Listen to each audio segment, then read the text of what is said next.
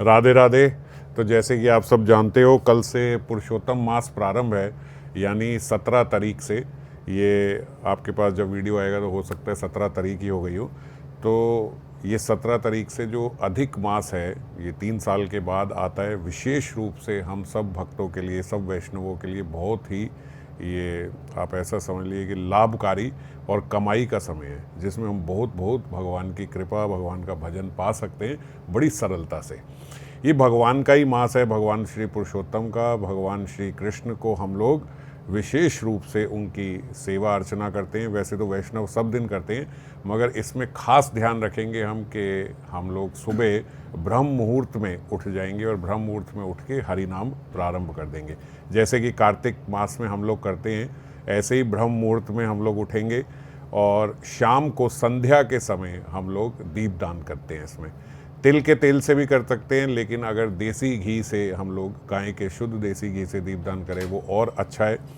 और गाय के शुद्ध देसी घी से जो जोत बनी होगी उसमें तुलसी की सूखी लकड़ियाँ जो हैं वो भी हम ले सकते हैं। बिल्कुल पतली सी तुलसी की सूखी लकड़ी, वो गाय के घी से बनी हुई जो जोत है उसमें हम मिक्स करके उसके साथ एकदम ऐसा करके आप उसको भगवान को दीप दिखा सकते हैं। कई लोग विशेष रूप से पूरा मास जो है अखंड दीप जलाते हैं, तो ऐसा भी कर सकते हैं। उसमें तिल का तेल इत्यादि से हम लोग ये कर सकते हैं। मगर संध्या के समय अगर दीप दिखाया जाए तो उसका भी विशेष विशेष विशेष लाभ है। आगे आज जो कथा होगी उसमें थोड़ा और हम लोग चर्चा करेंगे इस विषय में। मगर 2-3 बातें हमें ध्यान रखनी है। एक, सुबह ब्रह्म मुहूर्त में उठना है, संध्या के समय दीप दिखाना है। लोग बहुत प्रश्न करते हैं कि सुबह दिखाएं कि शाम को दिखाएं, किस समय भी दिखाएं, मगर संध्या के समय का ही विशेष रूप से इसमें प्रविधान है। और जो पूरा मास है इसमें हम प्रेम भक्ति चंद्रिका का कथा करेंगे। पूरे मास चलेगी, हर रोज़ एक कथा होगी, हर रोज़ एक श्लोक पे कथा होगी।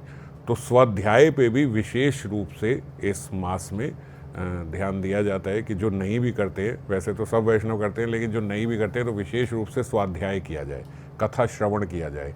तो इसी उपलक्ष्य में एक मास हम लोग रोज़ प्रेम भक्ति चंद्रिका से कथा करेंगे। और आप लोग भी जिस श्लोक पे कथा हो रही है उसी श्लोक का रोज़ अपना स्वाध्याय भी, मतलब अपने आप से रीडिंग जो है वो भी कर सकते हैं।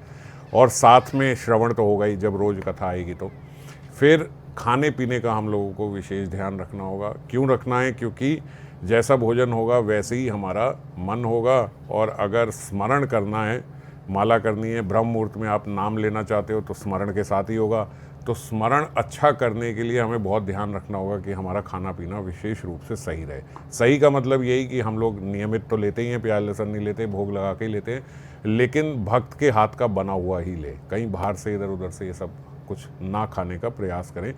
इससे क्या होगा? इससे हमारा स्मरण जो है वो बहुत बेहतर होगा। स्मरण के लिए विशेष रूप से बोला गया, आप जैसा भोजन खाओगे वैसा ही स्मरण बनेगा। भोजन खराब होगा तो सबसे पहला इफेक्ट आपके स्मरण पे आएगा। और स्मरण में क्या करें? तो स्मरण में भी विशेष रूप से इसमें जो परिक्रमा है उसका लाभ होता है। जो लोग धाम में रहते हैं वो लोग परिक्रमा का ही व्रत लेते हैं, परिक्रमा का ही नियम लेते हैं। दीपदान तो है ही, स्वाध्याय है ही, साथ में परिक्रमा का भी नियम लेते हैं। तो हम लोग, जैसे मैंने पिछली बार भी शायद चर्चा करी थी कि हम लोगों को राधा कुंड का तो स्मरण है ही, है ना। तो राधा कुंड का करें। कोई अगर गोवर्धन परिक्रमा उनके चिंतन में है पूरा, तो गोवर्धन परिक्रमा कर सकते हैं।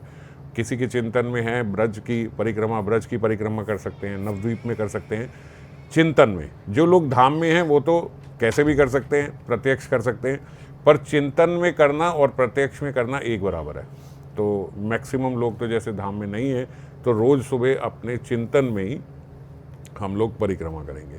तो यही कुछ बातें हैं जो पुरुषोत्तम मास में बहुत बहुत बहुत भगवान की कृपा प्रदान करते हैं, ना। एक दीपदान करने से, एक दीपदान करने से, पुरुषोत्तम मास में केवल एक दीपदान करने से बोलते हैं जीव भगवत प्राप्ति पा सकता है।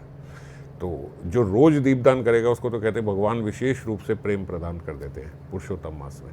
तो दीपदान करना है, स्वाध्याय करना है। हम लोग जो हमारे सब हैं ये तो प्रेम भक्ति चंद्रिका ही करेंगे, क्योंकि रोज उसी की कथा सुन रहे हैं। सुबह ब्रह्म मुहूर्त में उठना है और चिंतन में परिक्रमा जरूर करनी है और अपने खाने पीने का ध्यान रखना है, ताकि हमारा स्मरण ठीक रूप से चलता रहे। तो यही हमारे सारे बस इतने से पुरुषोत्तम मास के नियम है। बाकी आगे अब जब कथा करेंगे तो उसमें और चर्चा होगी। जय राधे।